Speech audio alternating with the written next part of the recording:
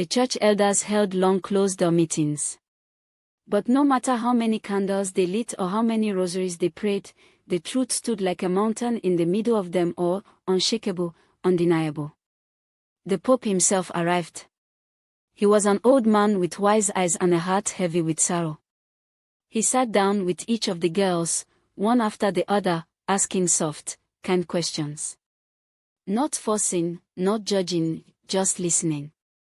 Rachel could barely hold back her tears as she told him everything. How it started.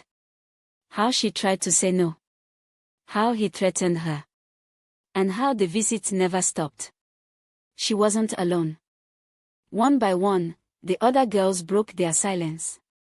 Their stories were nearly the same: a kind smile, late-night visits, soft words wrapped in scripture, and then pain, shame, and fear. They all said his name. Father Gabriel. When the final confession was written and signed, the room was filled with a deep silence, the kind of silence that follows a storm, right before everything breaks.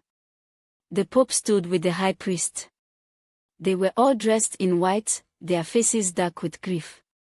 He didn't need to say much. The decision was made. Father Gabriel was summoned to the main chapel of the hospital. He came in dressed in his priestly robes, trying to look calm, but his eyes flicked nervously from face to face. The Pope looked him in the eye. "You were called to lead," he said softly.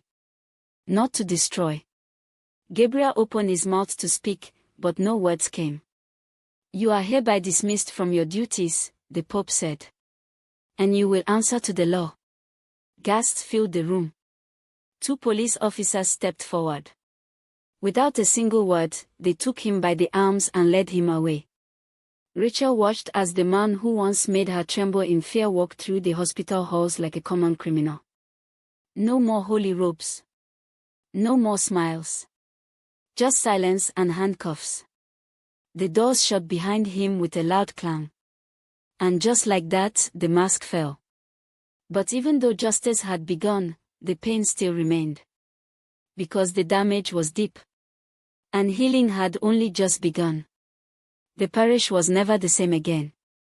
The once joyful chapel, filled with the laughter of children and the warm voices of choirs, now echoed with silence.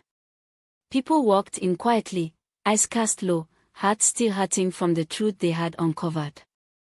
Some couldn't bear it, the shame, the betrayal, the broken trust. They left and never came back.